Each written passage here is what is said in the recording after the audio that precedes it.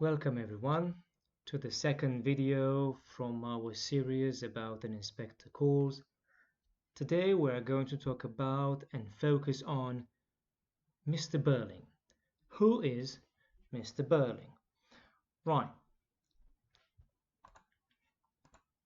Well, you don't need to read a lot of the play to understand who Mr. Birling is, basically. He is described right at the beginning of the play. It is enough for someone to read the stage directions at the beginning of Act 1 and whatever the characters are saying to each other until the moment the inspector arrives. Now, if you do that, by the time the inspector comes into the room, you will have had a pretty clear image about who Mr. Birling is.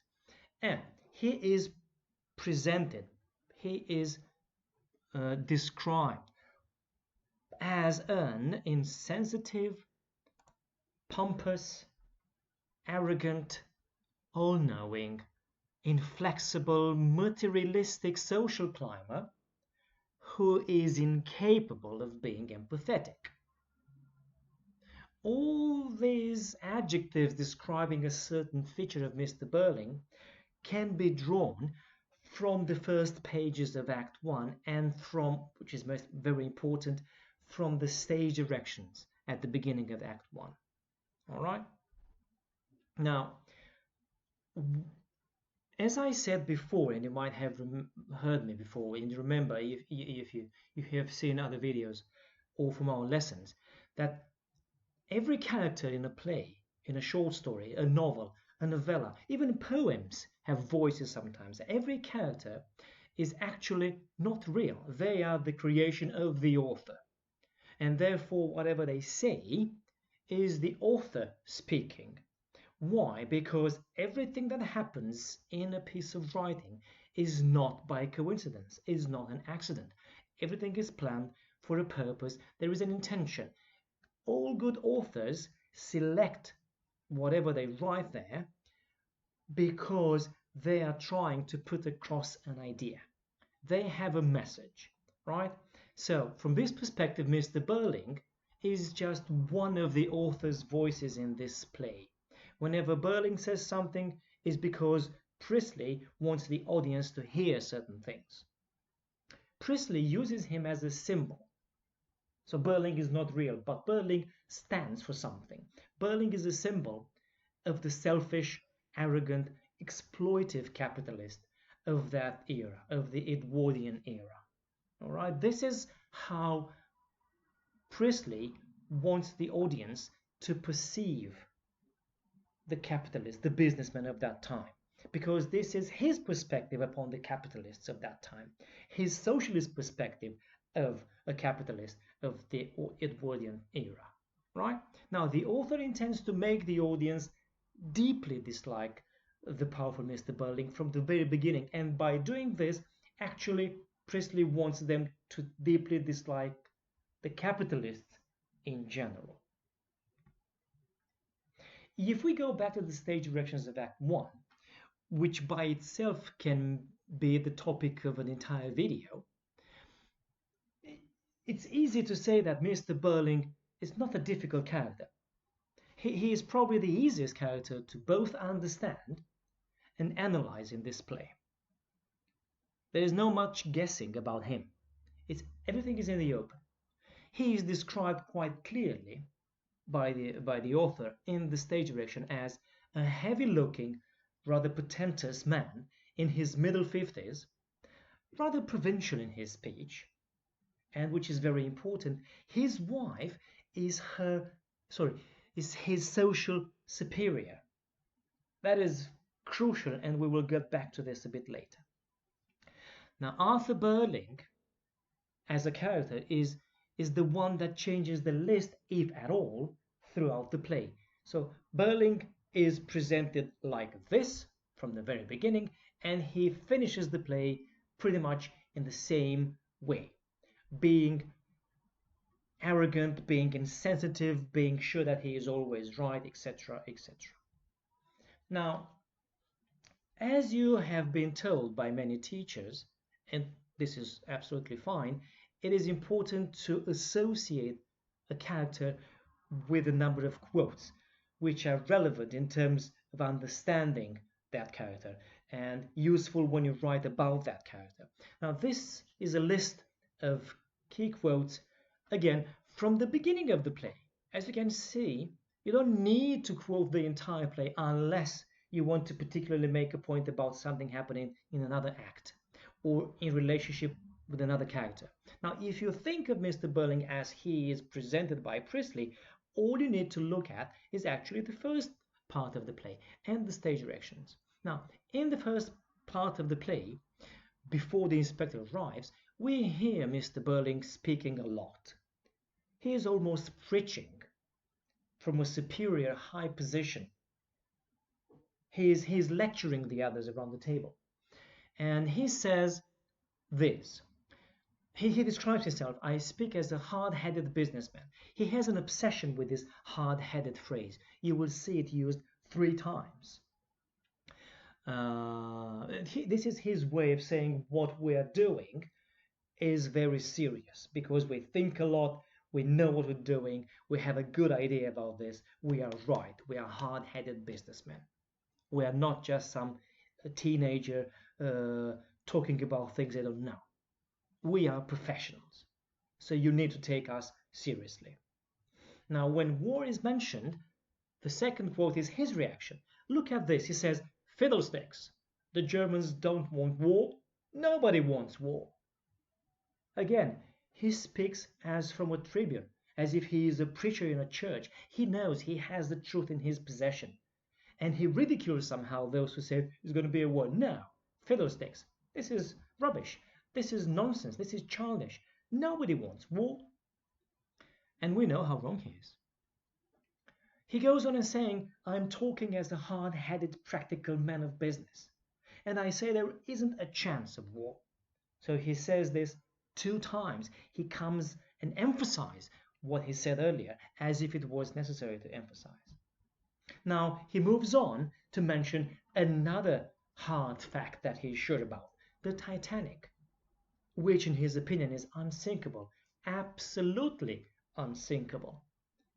He even uses an adverb to strengthen the meaning of the unsinkable, which by itself should have been enough to put across the idea, but he feels like he needs to add some emphasis, and therefore he uses this adverb. Absolutely, he does not accept to be contradicted or disagreed with. What he says has to be like that. All right, and again he comes and says, we hard-headed practical businessmen don't guess, we know. Therefore, we have the truth in our possession. Do not dare contradict us, businessmen. Do not say that we are wrong. We are not guessing. We are not playing games. We know what we're saying, and what we're saying is absolutely correct. So, if we know what we're saying, our decisions have to be right. Therefore, if some kind of negative consequence manifests as a result of our decision, it cannot be our fault because we know what we're doing. It has to be someone else's fault. We have no responsibility if something bad happens. Do you see the connection? All right. And the last quote, which is quintessential when you think about Mr. Birling and how he is so sure that he cannot be wrong, is the last one. A man has to mind his own business and take care of his own. Now, this comes in direct and total contradiction with the message of the inspector, who comes to say, look, we need to stop putting ourselves first. We need to look around us. We need to go out, metaphorically speaking, and help those who are less privileged. We need to take responsibility. We need to be empathetic. We need to stop looking at our lives as a business. We need to stop thinking in cold mathematical profit-related manners. We need to stop that. But here we are, Mr. Birling, saying that we have to mind our own business. We don't need to care about others. all we need to take care of is our own. This is very self-centered, very selfish. And by doing this, Mr. Birling manages to fulfill Priestley's intention, that of making the audience deeply dislike him, because it is the human nature to care for the other. And when we see a character like this, a despicable, uh, arrogant capitalist, obviously, by association, we tend to treat and generalize and saying, hang on a minute, if he is like this, every businessman from his era could be like this. Therefore, all capitalists are like this. So we don't need that. We need a social change. We need to change the paradigm. All right? And this is the socialist ideology behind Priestley coming into work. Right.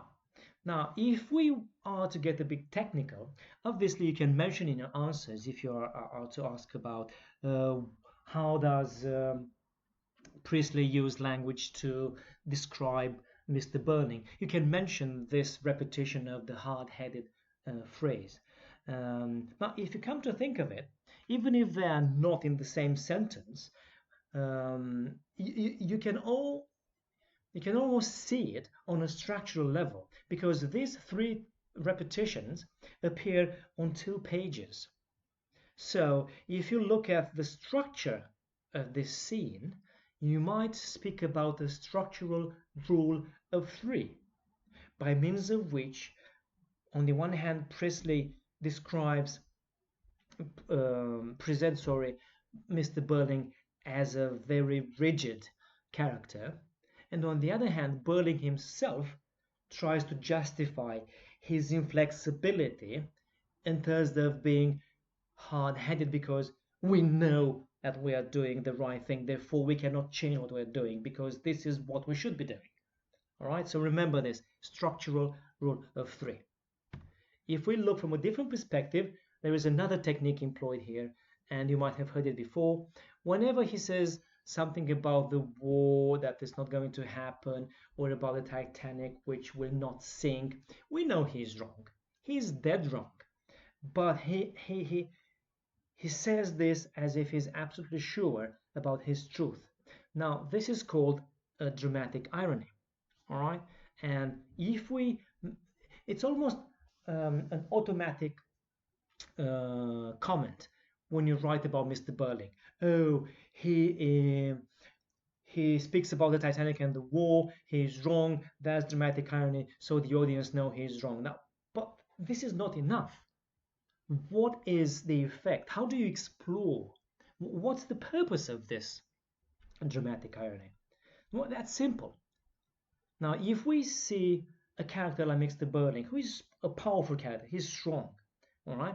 If we see him so wrong about these two things, we can very easily think, hang on a minute, he might be also wrong about other ideas that he preaches. So other things he suggests could be equally wrong.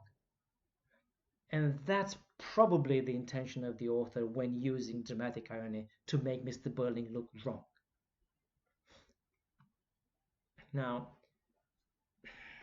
one of the main themes, as you might know, in this play is social responsibility. And